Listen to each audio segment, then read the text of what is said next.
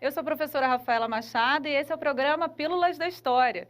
Conforme a gente falou semana passada, esse programa é especial para falar sobre as curiosidades campistas.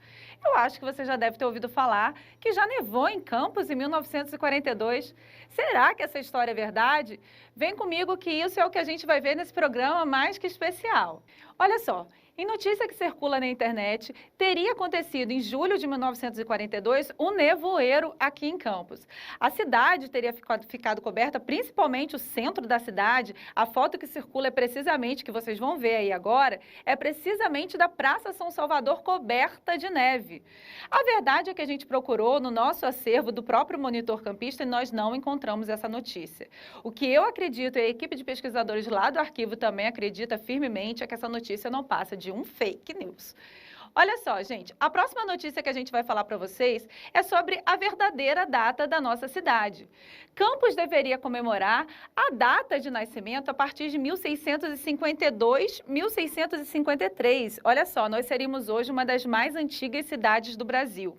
Em 1652, a própria população que aqui habitava se organizou e elegeu uma Câmara Municipal própria.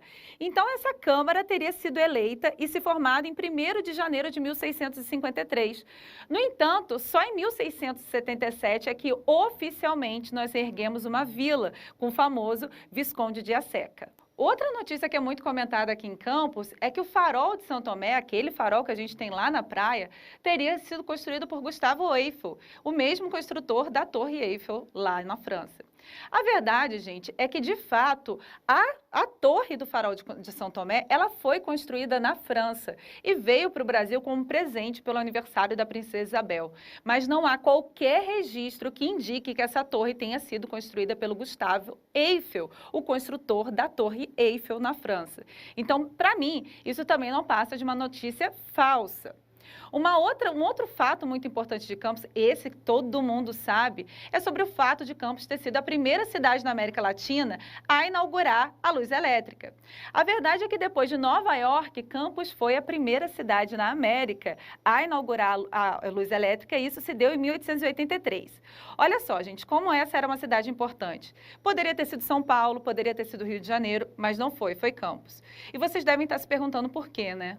Campos, nessa época, era uma grande cidade produtora de açúcar, que exportava para todo mundo e, na verdade, você tinha uma classe econômica dominante e também uma classe política. O que demonstra isso é a inauguração dessa luz elétrica e, pasmem vocês, gente, com a presença de quem? Com a presença de Dom Pedro II, que eu falei no programa passado.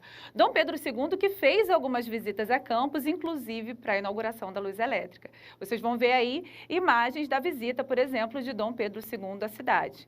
Aliás, é importante a gente citar que Campos também produz hoje histórias e registros, na verdade, importantes sobre essas histórias. A gente tem um pesquisador chamado Eugênio Soares e o Eugênio produziu um livro muito importante sobre a visita do imperador. É importante a gente valorizar as pesquisas que são produzidas hoje, não só no arquivo, mas na cidade também, sobre a nossa história. Olha só, gente, uma coisa muito bacana da gente falar sobre Campos é sobre o grande universo cultural e musical que cerca a cidade. Campos tem bandas de músicas que são centenárias ou quase centenárias. Ali na Praça São Salvador, por exemplo, nós temos a Lira de Apolo.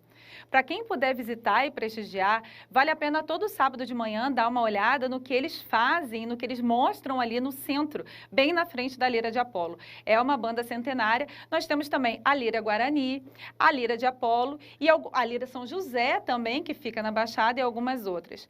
É importante, por exemplo, a gente lembrar, gente, que Campos é terra de grandes compositores, de grandes vozes, como, por exemplo, o Wilson Batista. O Wilson Batista, que é considerado um dos maiores compositores do país e que merece ser rememorado pelos próprios campistas. Campos tem muita tradição no esporte, principalmente no futebol. E esse é um capítulo que deve ser revisitado e rememorado por todos os campistas. Olha só, gente, eu tenho um time de coração aqui na cidade, e na verdade nem na cidade. O meu time de coração é o Goytacazes e não tem nenhum outro que substitua. Me desculpem os outros, gente. Não existe Flamengo, não existe Fluminense, Vasco, nada disso. Eu sou Goytacazes de coração e só.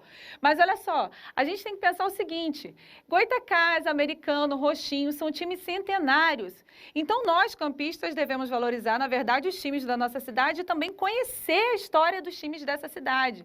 Eu sei, por acaso, que no momento está sendo gravado um documentário sobre o Goytacás, mas a gente deve conhecer melhor também a história desses outros times, que são times centenários. Da mesma forma, a gente deve conhecer, por exemplo, a história do Didi. Didi fez o primeiro gol do Maracanã em 1950. E era o quê, gente? Era campista. Amarildo, por exemplo, substituiu Pelé na Copa de 1962, também campista. É motivo de orgulho, não é?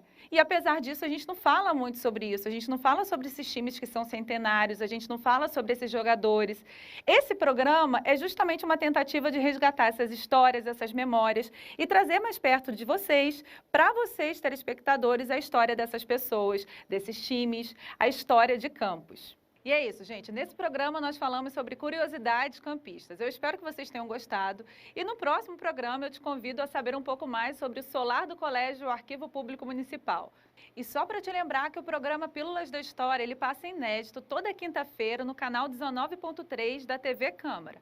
Se você perdeu algum programa ou quiser assistir de novo, você pode assistir no YouTube da Câmara e também pode nos acompanhar pelas nossas redes sociais. A gente tem o Facebook da Câmara Municipal de Campos e também o Facebook do Arquivo Público Municipal Valdir Pinto de Carvalho. A ideia aqui é ter um programa democrático, interativo, que todos vocês possam participar e contribuir. Afinal de contas, gente, esse é um programa para ser a nossa cara, para ser a cara de Campos. Até o próximo!